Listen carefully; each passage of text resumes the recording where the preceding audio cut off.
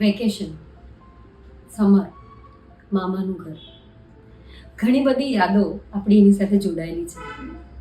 રસના ટોફીસ, બરફનો ગોળો, દૂધમાં કે ચામાં પાર્લેજીના બિસ્કિટ્સ, અને કહેવાય ને કે બપોરની રોટલી, ડબલ રોટલી સાથે રસ, મામીનું ગરબું ખાલી, and we use to indulge.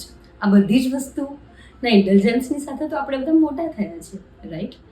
But અત્યારે આ બધી જ વસ્તુ જે છે એ તમારા હેલ્થ રિજિમનમાં આપણે રિસ્ટ્રિક્ટ કરી રહ્યા છીએ. We are restricting sugars. આપણે 21 ડે શુગર ચેલેન્જ લઈ રહ્યા છીએ. આપણે કિડ્સને પણ આનાથી અવોઇડ કરી રહ્યા છીએ. વિચાર આવે છે કે કેમ કરી રહ્યા છીએ?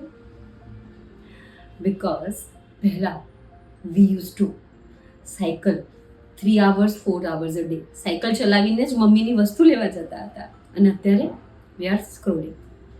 પહેલાં બહારનું જમવાનું ધેટ વોઝ ઓકેશનલ, કોક વખત જમતા હતા. અને હવે I think twice a week or thrice a week. અને મમ્મી જે ઘરે બનાવે that is icing on the cake. એ વધારાનું. We have a less physical activity, we have a more intelligence, we have more screen time, we are less outdoor place, and we are flooded with marketings or flooded with the food items which is actually not good for our health, right? That's the reason આપણે આ બધી વસ્તુઓને restrict કરી રહ્યા છીએ, because we have to be more in outdoor and less in screen time.